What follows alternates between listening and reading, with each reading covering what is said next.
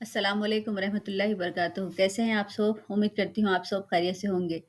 अल्लाह ताला हम सबको अच्छा रखे और हर उस चीज़ से नवाजे जिसमें खैर व बरकत हो, राहत हो, सुकून हो और सेहतमंद ज़िंदगी हो। आमीन सुम्मा आमीन। तो चलिए शुरू करते हैं। बिस्मिल्लाहिर्रहमानिर्रहीम। फिर अल्लाह ताला ने अपनी नबी सल्लल्लाहु अलैहि वसल्लम से फरमाते हैं कि हम वही के ज़रिए आप सल्लल्लाहु अलैहि वसल्लम को गैब की खबरों से आगाह करते हैं कि हमने मरियम अलैहिस्सलाम को तमाम औरतों में एक पाक औरत चुन लिया। इनकी कफ़ालत के लिए खुरा अंदाज़ी की ज़रूरत पेश आई थी कि हज़रत मरियम अलैहिस्सलाम की वालिदा ने इनको अल्लाह की खिदमत के लिए हैकल की नज़र कर दिया था, और चूंकि वो लड़की थी इसीलिए ये मसला बहुत ही नाजुक था कि हैकल के मुजाहिरों में से कौन इनकी सरपरस्ती करे।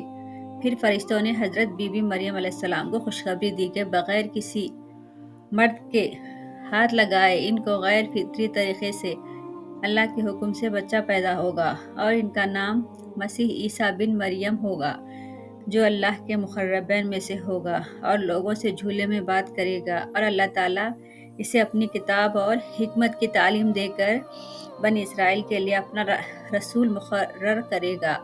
वो मिट्टी के परिंदे में फूंक मारेंगे तो अल्लाह के हुक्म से वो परिंदा जिंदा हो जाएगा, और पैदाइशी अंधे और बूढ़े को अल्लाह के हुक्म से अच्छा कर देंगे और मुर्दे को अल्लाह के हुक्म से जिंदा करेंगे। ये सब मौजूज़े इनको अल्लाह ने अता किए होंगे।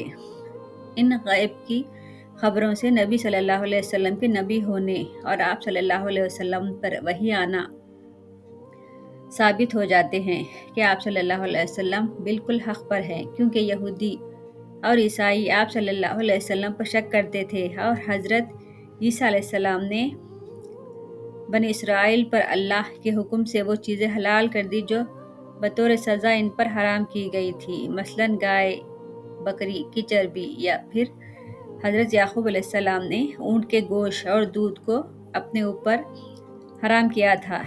तावख्तिया इनको शफा मिली और बनी इसराइल ने इसकी पैरवी की। यहाँ पर अल्लाह ताला ने यहूदियों के एतराज़ का जवाब दिया कि वो मुसलमानों से कहते थे कि तुम अगर इब्राहिम अलैहिस्सलाम को मानते हो तो फिर ऊँट का गोश्त क्यों खाते हो, जबकि ये उनके ज़माने में हराम था। फरमाया कि ये इस वक्त हराम नहीं था, बल्कि हज़रत याकूब अलैहिस्सलाम ने अपने ऊपर हराम किया था।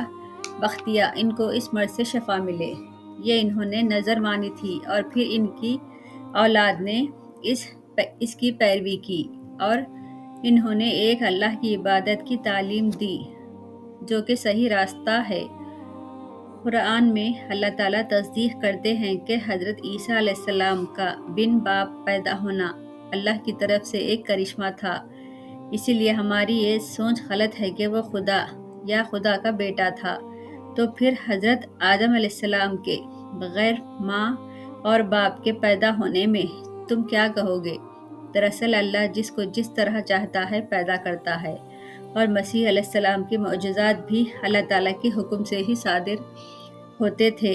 ये मत समझो कि इनका अल्लाह की खुदाई में कुछ हिस्सा था। बस अल्लाह के साथ किसी को शरीक मत करो और सिर्फ एक ही अल्लाह की बंदगी करो।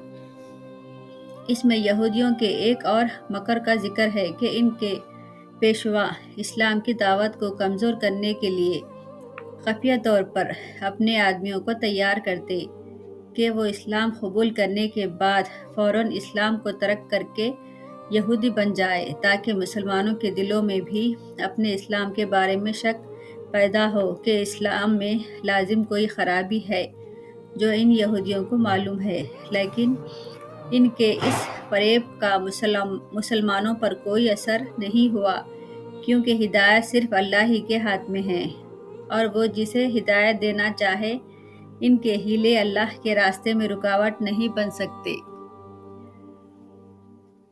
आज के लिए इतना ही। अल्लाह हम सबको पढ़ने सुनने से ज़्यादा अमल करने की तौफीक अता करे। आमीन सुम्मा आमीन।